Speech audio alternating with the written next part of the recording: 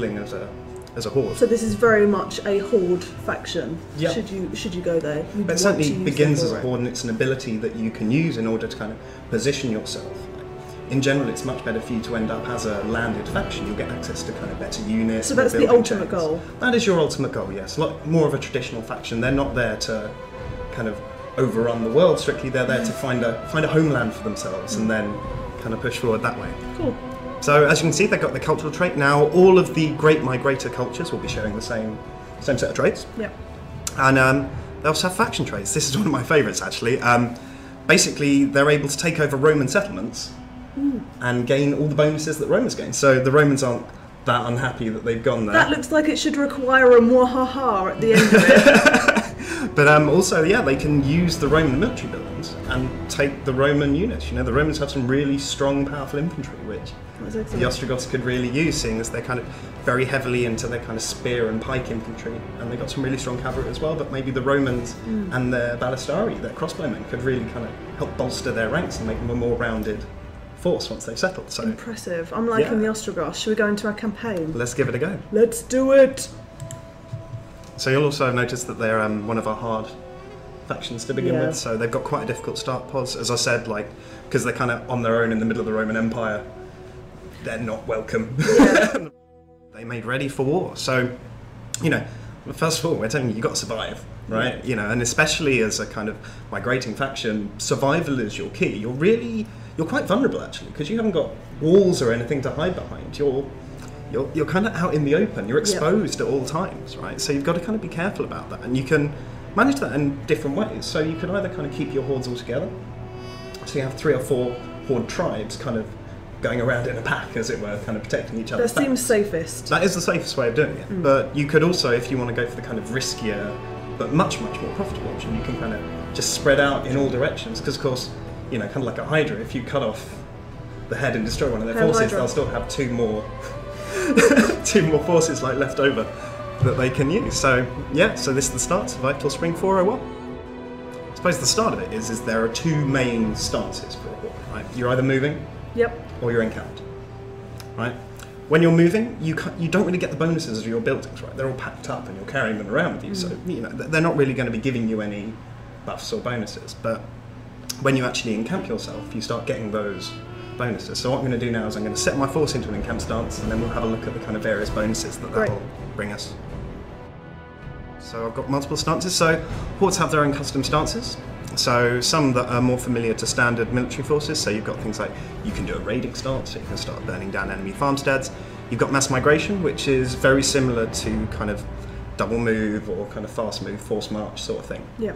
So it allows you to move a lot faster, but the idea of this one is it's more about getting somewhere quickly to settle yourself, right? So it's about, you know, trying to get to Spain or something like that to actually kind of put down your roots.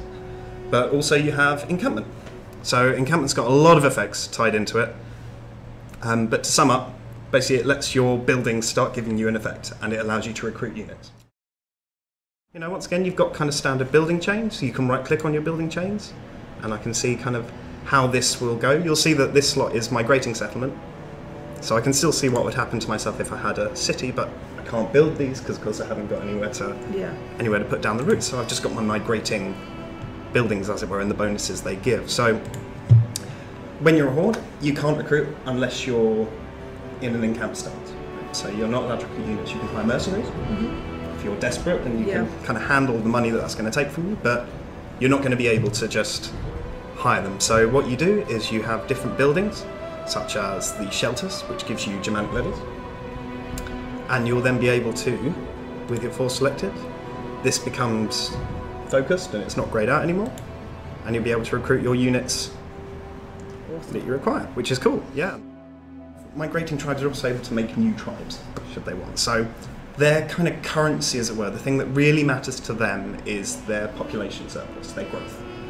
So as you'll see here in the top left-hand corner, you've got your growth. So while you're moving around, you don't gain your growth effects. So your horde will never get bigger.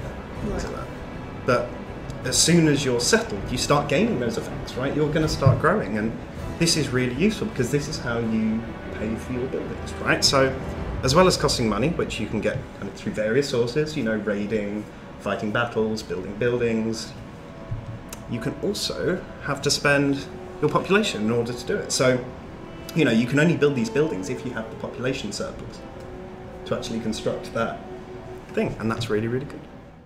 Also, one important thing is that you've got fertility of different regions now.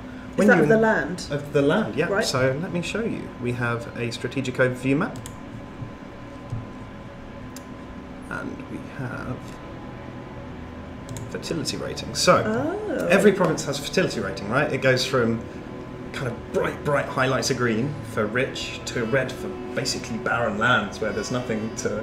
There's no food left. I can imagine it's just dust and... Can you redeem an infertile land? Can you bring it back to life? Not really. They kind of... It's a fairly kind of downward spiral, especially with the climate change, right? Yeah. As the climate change comes kind of from the top of the map, everything's going to get less and less fertile as you go, which is kind of, at the time, it's one of the driving forces. There was a kind of little climate medium that happened during this period of the Dark Ages, which kind of partially is what forced everyone to kind of move inwards, you know, and poor Rome's right in the middle, you know. A lovely place. The Mediterranean is a beautiful place to be. It is, so, yeah. You know, everyone wants to be there. So as you can see, you've got the fertility here. Actually, the region I started in is quite fertile, but seeing as the Gepids are my friends, I don't really want to be kind of taking all their food and stuff like that. So I think Thracia, it's fairly fertile because I've raised one of the settlements in it. However, I've lowered the fertility. Oh. I know. So you know, I can essentially make this into a barren land if I so choose. I'm not sure I will at this point, but I can certainly give it a go. And also Constantinople at the bottom, the jewel of the East Roman crown. So I'm going to press tab again to go out, and I'm going to end turn once more. Integrity is really, really important for hordes as well.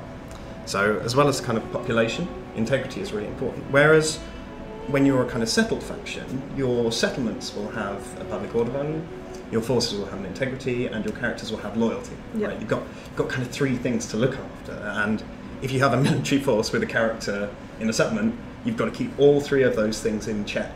You know, ignoring one of them could mean that the settlement turns against you and rebels. Ignoring the character's loyalty, they might just take their army and kind of wipe the floor with you, as it were. So, but because there are no settlements, they don't have public order. If you go around raising settlements, that will affect your integrity. If a horde's integrity snaps, they will rebel. But unlike a settlement or a general where they may take one thing, when a horde rebels, they take themselves and all their buildings and all their population with them, and suddenly you've lost that. You could have a horde that's got all your food, so you've made them kind of a farming horde, so you've encamped them and built lots of farms to produce food. If they decide to break because you've left them in the snow and been raising cities with them, then they're basically going to leave you and you'll have to deal with the problems. Civil war, big problem. Essentially, yeah. I'm also probably going to talk a little bit about, so I'm going to end turn again. So I've got a building here. Okay, so I started building a Raiders Gathering, which is level 1 military building, but I broke my encamp stance and started moving. Yeah.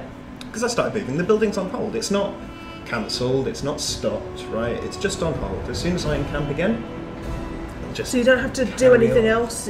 You'll encamp yourself and then it will start again next turn? You're kind of meant to be a mobile force, so if you are encamped and you've been there for a couple of turns, if somebody's coming for you, and you can tell they kind of have blood in their eyes, you can just sort of like pack up the tents and just get the hell out of there, right? You know. So it doesn't stop anything completely, it's just pausing No, it's just paused, it's just kind of suspended a little bit. Kind of the one big thing that I've been kind of saying is that they're migratory, right? They're not a horde, they're not here to rampage, they're not here to destroy everything, they're here to kind of build up their funds and then find their home, basically. You know, find somewhere they want to live. And this is a really core part of the game, right? So next turn, what I'm going to do is I'm going to found the new Ostrogothic Empire in Trimontia. Why not? It's really close. Don't need to travel. You know, why go to the other side of the river when there's something perfectly good here? And it has gold, which is a useful resource, which I can use to trade with people later on. You know, the Gepids are only just north of me. I should be able to eventually get a trade route to them and start trading. Nice. So you can go from this kind of horde playstyle to a standard in any time. the same campaign. So Lovely. That's what I'm going to do now. So the important thing to note is when you take a settlement, you can choose to occupy, right? When you occupy any settlement, anywhere on the map, it will end your migration. You are no longer a migrating tribe, you are now a landed, kind of traditional faction, right, at that point. So you've got to be very careful, because if you've got multiple hordes floating around, as soon as one of those takes a city, all of them are like, right, we're a proper faction now, we don't need all these tanks. right? We're a normal faction, but you may only have one city, which isn't enough to support all your troops, right? If you built a huge horde and you take a single city and you haven't really thought ahead with it all, you've got all these men to feed. And you've got a burnt city, which you probably blew up anyway in the process. Do not misclick occupy, should you not want to. We do ask if, yeah, we do confirm. But like the trick to do is actually to sit there and think, well, let's say I've got 2 tribes, and there are 2 fairly rich settlements near each other. What I will do is I will position them both in a kind of shooting distance to those settlements, and then on the turn that I decide to end my migration, I can just kind of blitz them and just take the lot. Is the plan. Yes, yeah. So I'm going to go back into my normal stance, because of course you can't fight while you're in mass migration stance, it just lets you move really fast. And I'm going to attack, so... they haven't got any garrison left. That was easy enough. Well.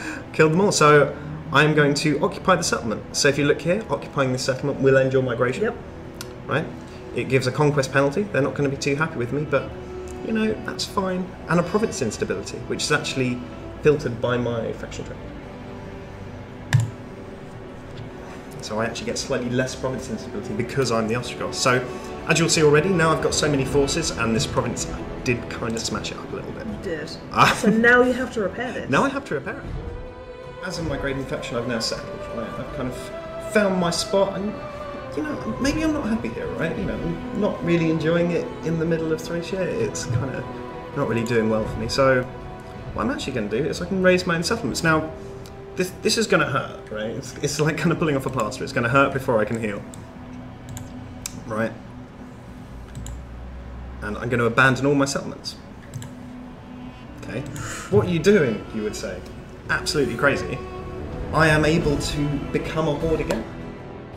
Very interesting. I'm now migrating, so you can go at any time with one settlement. Should have shown you last turn, but I promise you it's still here. So anytime you can go to your faction screen, which I will do a bit slow this time. So you go to faction, you go to summary, and this will say start migration. So you've got one settlement left, and you start migration.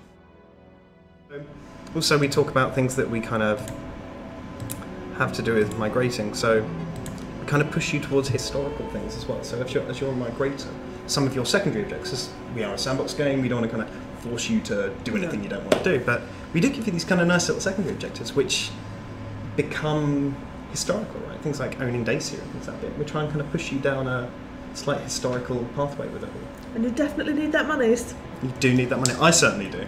You really do right now. You really do. Well, hopefully when people get their hands on it, they'll do a little bit better than I did. That is your challenge. Yeah, do better than Simon. Me. Well, this has been very enlightening. It is. I am quite excited. One thing I could show you.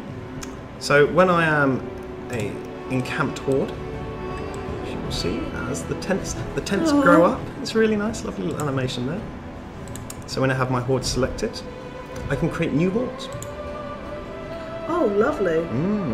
So they cost gold, unless it's a family member. But I'm going to raise a new army. So this is a whole new horde, right? I've basically made a brand new city. Kind of, if you think of it that way, like I've made a brand new horde which can build its own buildings. It can have its own input into my faction economy.